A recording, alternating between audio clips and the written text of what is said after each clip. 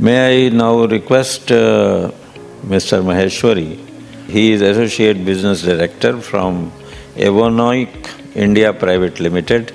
Introduce yourself with respect to this industry. What is being done by this industry as far as net zero economy is concerned. So, Mr. Maheshwari, please. Thank you, Session Chairman, and everybody is on the board. Also, special thanks to the IPCC Organizing Committee for giving us the opportunity for speak on the topic of innovative sustainable solution in decarbonization and pollution control. So myself, Aashish Maheshwari from Evonik India, taking care for the business development activities in the high performance polymer business line. Evonik is a leading specialty chemical company from Germany, and we are operating into various domains like specialty additives, nutrition and care, smart material. We presence more than 100 nationalities, and we intend to become the best specialty chemical company who is working to improve the life today and tomorrow. So some of the products which are relevant to the pollution control and decarbonization, I will focus on those. There are various products available at Evonik, but I will focus especially towards the fiber and the membrane technology, how they can play a significant role in pollution control as well as decarbonization.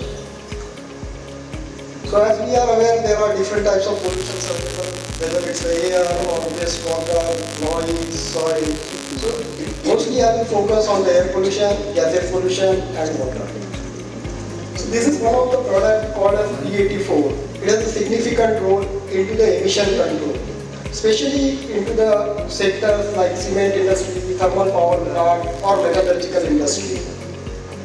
Although we don't manufacture the baghouses or those things, but we manufacture the P84 fiber that has been manufactured in Austria.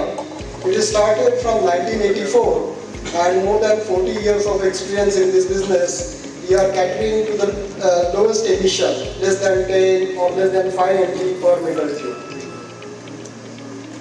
This is the value chain. Normally the fibers will be converted into freight and the bags, and then it can be installed into the bag houses and the different industry, whether it's the metallurgical, cement sector or power industry, waste to energy sector, they can incorporate to reduce the emission particulate matter.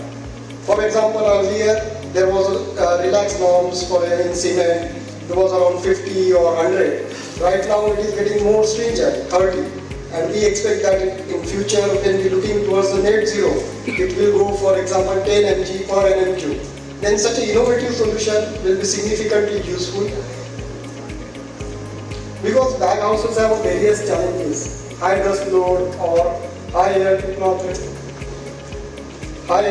ratio, temperature operation higher. So that will lead, say, certainly the failures and the maintenance costs. So to reduce those things, the innovative solutions will be useful.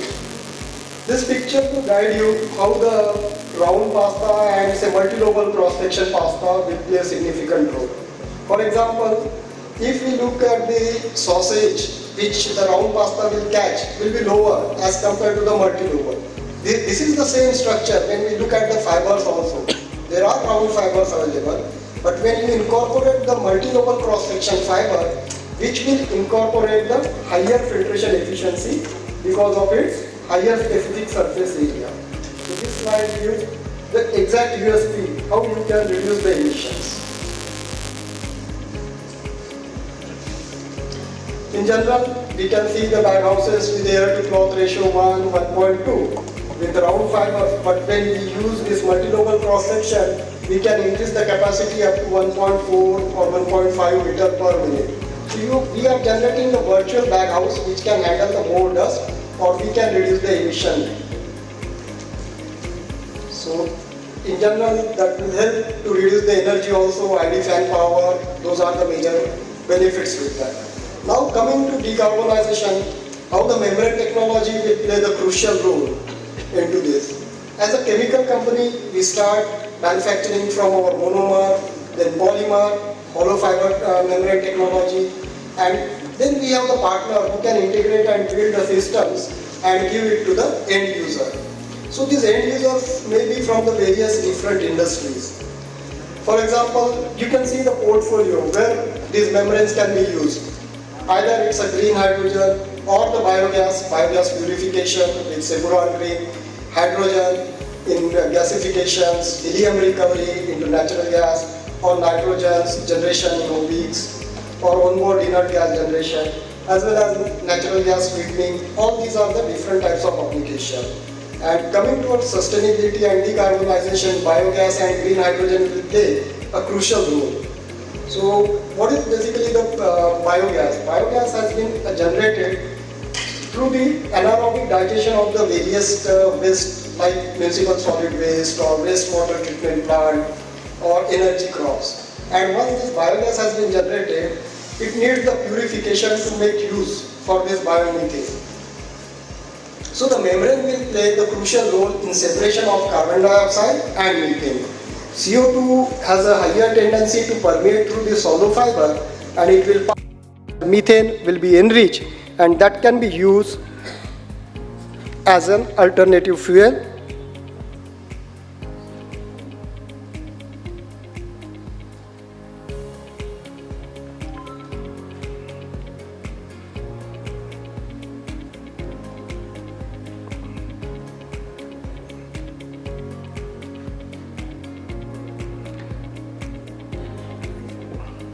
I think that can be used as an alternative fuel or as a vehicular fuel or injecting into grid or chemical building blocks. Those are there.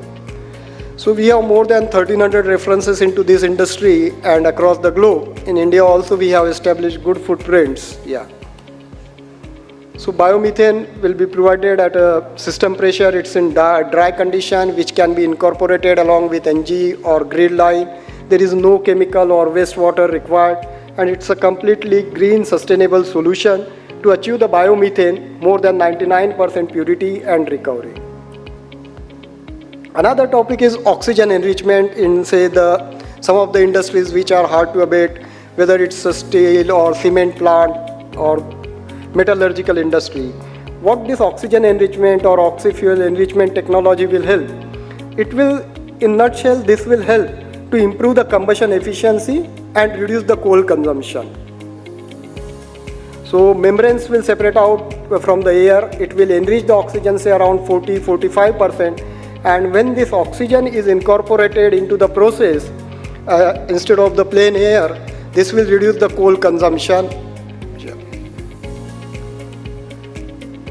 Net zero is not possible without the green hydrogen, and I think we all aware the government has a strong focus, or the strong various policies are going on the green hydrogen, whether it's a national green hydrogen policy or roadmap, India Hydrogen Funds, or various intergovernment hydrogen groups have been formed, incentives and global harmonization is going on. And government is planning for 4% of green hydrogen by 2030. At the same time, they are running different projects on, say, municipal bio-H2, H2 Bharat port and logistic, or H2 industrial clusters into steel and fertilizer industry, coal gasification. For this, the major thing is which are the technologies available at the same time. So hydrogen generation through water electrolysis membrane, and we are focusing towards the anion exchange membrane. We are aware that there are currently major technologies available is proton exchange electrolysis and alkaline electrolysis, PEM and AEM. So currently they are used, but certainly we are finding the challenge to reach to the hydrogen prices, green hydrogen prices production. So AEM, anion exchange membrane, are meeting those needs for the high production rate, pressurized H2, in terms of the lower capex and lower opex. So this is the basic heart, how the technology looks. The membrane will be put in between, and the coating of the catalyst will be done on this Durayan, it's a brand. The USP is basically the integrity, high ionic conductivity, excellent chemical resistance, and mechanical integrity. So this triangle will help to improve the properties for the green hydrogen. So this green AEM technology meets both the benefits of say alkaline as well as PEM, and it is best in class in terms of capex as we are not using any titanium or platinum coated cell material, no precious metal electrode, best in OPEX related to high current efficiencies compared to benchmark, possible pressurized systems, dynamic operations, and best in class of performance because these membranes will give the very high ionic conductivity as well as excellent chemical stability in aggression media and distinguished mechanical stability. So we are working on this. Also, we are doing most of the pilots and that activity is already started, and this will be in full-fledged in coming years. Thank you.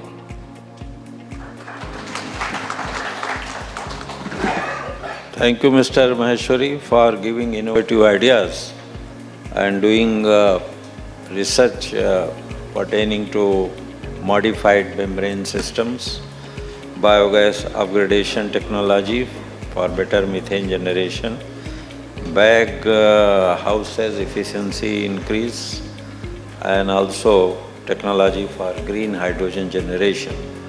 So I never knew your company is doing so marvelous work, Evonik India Private Limited. It's a good step which is the need of the hour nowadays, as how to move towards net economy, net zero economy, which is the ultimate goal globally. So I thank all the three speakers. I would like